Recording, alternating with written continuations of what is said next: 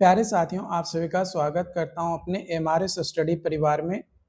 तो डियर, आज की इस वीडियो में मैं बात करने वाला हूं बीटीएसी जूनियर इंजीनियर के रिगार्डिंग।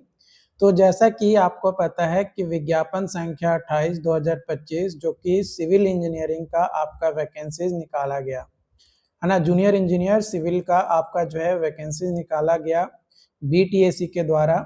तो इसमें 45 कन्या अभियंताओं को जो है बिहार तकनीकी योगा आयोग है ना, बिहार तकनीकी आयोग के विज्ञापन संख्या 28/2025 के अंतर्गत कन्या अभियंता के पद पर चयन हेतु आयोजित प्रतियोगिता परीक्षा में आवेदन करने सम्मिलित होने हेतु विभागीय अनुमति और अनापत्ति प्रमाण पत्र यानी एनओसी नो ऑब्जेक्शन सर्टिफिकेट सशर्त प्रदान की जाती है कि उक्त परीक्षा में शामिल होने पर विभागीय कार्यों में व्यवधान उत्पन्न ना हो, है ना।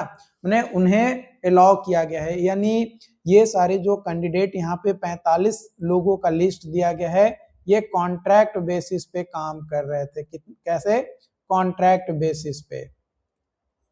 और ये कॉन्ट्रैक्ट बेसिस पे काम कर रहे थे। अब इनको जो है अलाउ किया गया है कि भाई आप एग्जाम दे सकते हो। जो बीटीएसी का रेगुलर एग्जाम्स होगा, है ना, जो रेगुलर बहाली होगी उसमें आप अलाउ किए जाते हो, एनओसी हम प्रोवाइड करते हैं देने का। तो जो लोग हो हल्ला बहुत ज्यादा मचाते थे कि बहुत ज्यादा लोग हैं, है ना, कॉन्ट्रैक्ट वाले, तो यहाँ पे जल संसाधन विभाग की तरफ से जारी किया गया है ना। इसी तरीके से हर एक विभाग में 40-50 मानकर चलो तो 8 विभाग, तो 8×5=40, 300, 200, 300 के आसपास कैंडिडेट आपको जो है देखने को मिलेगा, उससे ज्यादा आपको नहीं मिलेगा, है ना। किसी भी विभाग में 100 से ज्यादा आपको नहीं मिलेंगे, क्योंकि कई सारे लोग ऑलरेडी जो 2019 में वैकेंसीज आया था, जो कि मार्क्स बेसिस पे निकाला गया था, उसमें कई सारे लोग ऑलरेडी जो है ज्वाइन कर चुके हैं। ठीक है, तो यहाँ पे आप नाम देख सकते हो कि वो कहाँ पे किस पद पे काम कर रहे थे, है ना, वर्तमान पद स्थापन कहाँ था, है ना। तो ये यहाँ पे देख सकते हो नाम: तिरहुत नगर, चकिया, है ना, मोतिहारी, शेखपुरा, उदय स्थान, अम्बा, गो, मुजफ्फरपुर, कहलगांव, गंगा पंप नहर प्रमंडल, भागलपुर, पटना, भभुआ, खगौल, ये सारे जगहों पे ये लोग जो है काम कर रहे थे। और इनका जो है एनओसी यानी नो ऑब्जेक्शन सर्टिफिकेट जो है जल संसाधन विभाग ने जो है यहाँ पे बताया कि ये 45 लोगों को हम अलाउ करते हैं, ये रेगुलर एग्जाम जो है दे सकते हैं, है ना। फॉर्म तो ये लोग भर ही दिए होंगे। अब इनको जो है वेटेज मिलेगा 25%, या जो 25 मार्क्स है ना, उनका वेटेज मिलेगा। ये जन संसाधन विभाग की तरफ से दिया गया है। इसी तरीके से हर एक विभाग के तरफ से आपको जो है नोटिफिकेशन डेफिनेटली देखने को मिलेगा, बट अभी तक आया नहीं है। इससे पहले आपका जो नोटिस आया था वो आया था यूडीएचडी के तरफ से, जिसमें बीटीएसी के द्वारा 2019 में जो एडवर्टीजमेंट नंबर 1 था, उसके अंतर्गत जूनियर इंजीनियर को डॉक्यूमेंट वेरिफिकेशन बोला गया था डिपार्टमेंटल। उसमें 100 कैंडिडेट जो है आपका अब्सेंट थे, उनका जो है जो भी अनुशंसा किया गया था उसको रद्द किया जा रहा है, यानी 100 सीटें जो है आपका खाली हो गया, है ना।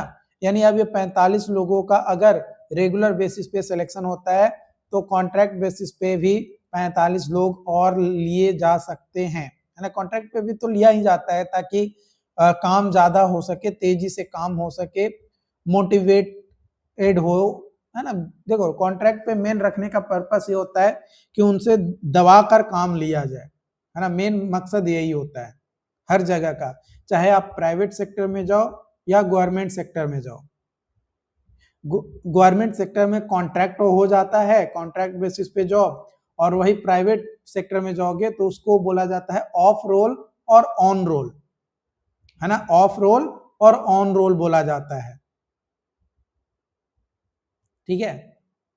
और गवर्नमेंट में सेक्टर में क्या होता है? कॉन्ट्रैक्ट बेसिस और रेगुलर बेसिस, है ना, कॉन्ट्रैक्ट बेसिस और रेगुलर बेसिस। और एक और होता है थर्ड पार्टी इंस्पेक्शंस लिया जाता है ना।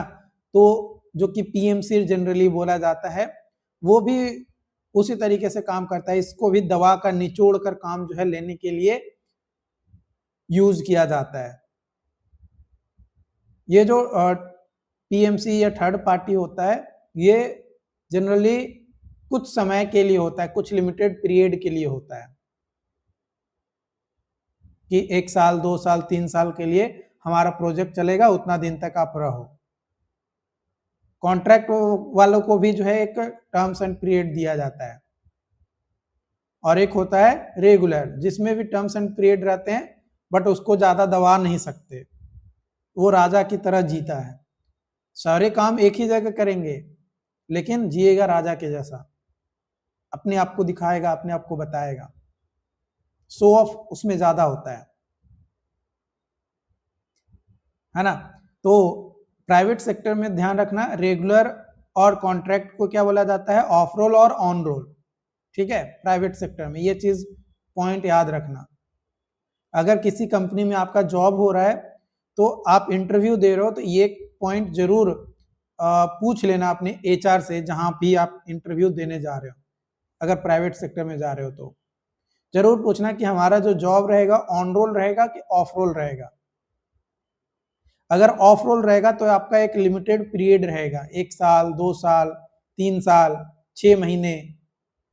6 महीने के बाद आपके परफॉर्मेंस के बेसिस पे देखा जाएगा कि कहीं आपका परफॉर्मेंस सही है कि नहीं है। अगर सही है तो आपको ऑन रोल किया जा सकता है, और अगर आपका परफॉर्मेंस में कोई दाग लग गया, आपके कैरेक्टर पे आप सही नहीं हो, आपका बोलचाल सही नहीं है, आपका लैंग्वेज सही नहीं है, आपका बिहेवियर सही नहीं है, तो आपको 6 महीने के बाद लात मार के भगा दिया जाएगा कि भैया टाटा बाय बाय, अब तुम्हारी कोई जरूरत नहीं है। उसी तरीके से यहाँ पे कॉन्ट्रैक्ट बेसिस में होता है गवर्नमेंट सेक्टर में। कॉन्ट्रैक्ट पे लिया जाएगा, 1 साल 2 साल 3 साल 4 साल रखा जाएगा, परफॉर्मेंस देखा जाएगा, परफॉर्मेंस सही है, आपका कॉन्ट्रैक्ट पीरियड और बढ़ा दिया जाएगा, या हो सकता है कि रेगुलर भी किया जाए, बट गवर्नमेंट सेक्टर में जनरली रेगुलर होता नहीं है। कॉन्ट्रैक्ट वाला को कॉन्ट्रैक्ट पीरियड बढ़ाते बढ़ाते बढ़ाते बढ़ाते आगे चल जाता है। उसको लेकर एक न्यूज भी जो है यहाँ पे तेजी से सर्कुलेट हुआ था, कल के न्यूज़पेपर में ही दिया गया था कि जो कॉन्ट्रैक्ट बेसिस पे काम करेंगे या गेस्ट फैकल्टी के तौर पे काम करेंगे, उनको 65 साल तक नहीं दिया जाएगा। मैंने 65 साल तक उनको करने नहीं दिया जाएगा। इसको लेकर न्यूज जो है आपका दिया गया है। अगर आप हमारे टेलीग्राम चैनल पे होंगे जुड़े हुए, तो डेफिनेटली आपको उस न्यूज के बारे में पता जो है चला होगा।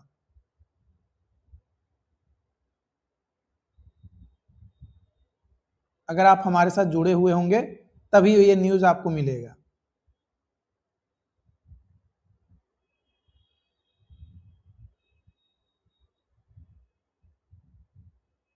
देखो, ये बताया गया था आपका, तकनीकी संस्थानों में गेस्ट फैकल्टी के 65 साल तक नौकरी में नहीं रखे जा सकते हैं। ठीक है, ये न्यूज़पेपर जो है दैनिक भास्कर पेपर में जो है ये अपडेट आपका जो है दिया गया है। ठीक है, ये चीजें मैं आपको टेलीग्राम पे शेयर कर दूंगा, या मैं शायद मैंने जो है शेयर भी किया होगा। आप एक बार चेकआउट कर लेना टेलीग्राम को।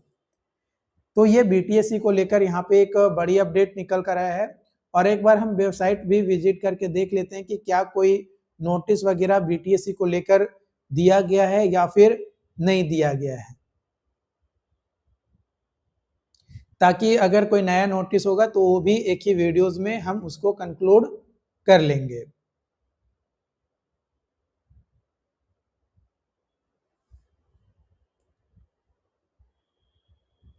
ठीक है, तो एक बार वेबसाइट भी विजिट में कर लेता हूं और चेकआउट कर लेता हूं कि कोई नोटिस वगैरह वहां पे है कि नहीं है।